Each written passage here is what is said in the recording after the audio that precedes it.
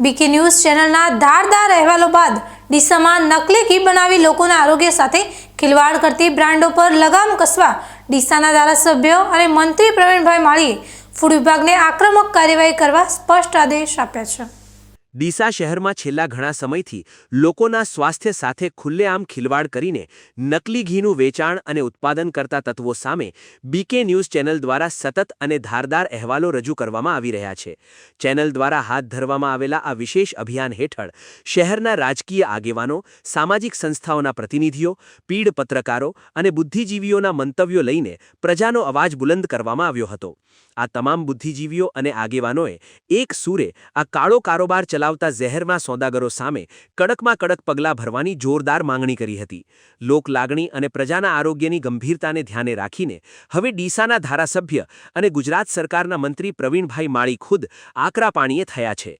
મંત્રીજીએ સ્થાનિક food and drugs વિભાગના અધિકારીઓને તાકીદની કડક સૂચના આપીને નકલી ઘી બનાવતા ઠેકેદારો સામે આક્રમક દંડનાત્મક કાર્યવાહી કરવાના સ્પષ્ટ આદેશો છોડ્યા છે।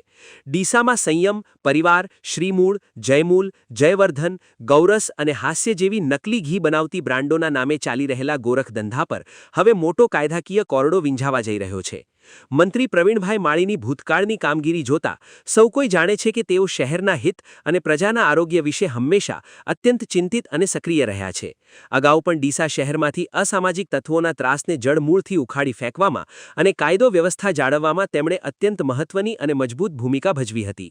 ત્યારે હવે પ્રજાના આરોગ્ય માટે ગંભીર ખતરો બનેલા આ નકલી ઘીના ઉત્પાદકો પર લગામ કસવા માટે મંત્રીજીએ મન બનાવી લેતા આગામી દિવસોમાં આ કાળો કારોબાર ચલાવનારા તત્વોની ખેર નહીં રહે તે નક્કી છે।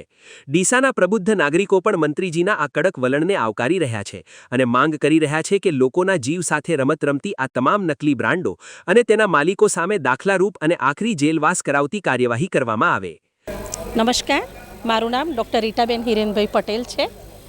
હવે ચિંતા અને દુઃખ એ વાતનું છે કે જ્યારે આપણે નાના હોઈએ છીએ ને પ્રાથમિક શાળામાં ત્યારે ભણીએ છીએ સમતોલ આહાર, ભણીએ છીએ બધું અમલમાં નથી મૂકતા અને જેમ જેમ બધા મોટા થતા જાય છે એમ અમુક એવા વેપારી હોય છે કે જેણે વધારે કમાઈ લેવાની લાલચો હોય છે, જેના કારણે જે માણસો છે, જે આપણા નાગરિકો છે એ લોકોના સ્વાસ્થ્ય સાથે ચેડા થાય છે। કઈ રીતે? તો હું એનું ઉદાહરણ ઘીનું આપીશ કે અત્યારે જે અખાદ્ય છે એવું ઘી બજારમાં મળી રહ્યું છે, એ શું નુકસાન કરે છે જ્યારે તમે જાણશો ને ત્યારે તમે ઘી ખાવાનું બંધ કરી દેશો। કારણ કે કેમિકલ ફેક્ટરીની અંદરથી જે અમુક કેમિકલ આવતા હોય છે તે એની સાથે પામોલીવ અને જે વનસ્પતિ ઘી છે અને એ ચોખ્ખા ઘીના નામે જ્યારે વેચાતું હોય ત્યારે આરોગ્યને કેટલું નુકસાન કરે છે એ ખૂબ ખૂબ ખરાબ વસ્તુ છે।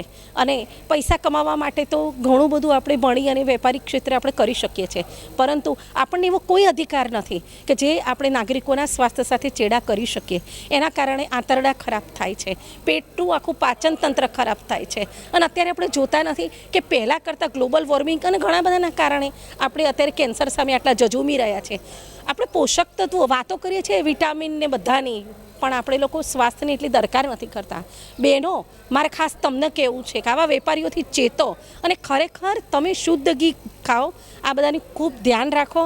અને જે વેપારીઓ આનો વેપાર કરે છે એને મારી નમ્ર નિવેદન, નમ્ર વિનંતી છે કે લોકોના સ્વાસ્થ્ય સાથે છેડા કરવાનો તમને કોઈ અધિકાર નથી અને પ્લીઝ તમે એની અંદર થોડા પૈસાની લાલચ માટે થઈ અને બીજાના સ્વાસ્થ્ય સાથે ચેડા ના કરો એવી હું વિનંતી કરું છું।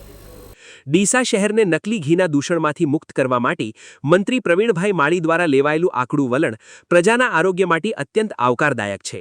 બીકે ન્યૂઝ ચેનલના સતત અહેવાલો અને તંત્રની આક્રમક કાર્યવાહીના કારણે હવે ડીસામાં લોકોના સ્વાસ્થ્ય સાથે ખિલવાડ કરતી નકલી ઘી બનાવતી મંડળીઓનો કાયમી ધોરણે સફાઈઓ થશે તે નિશ્ચિત છે।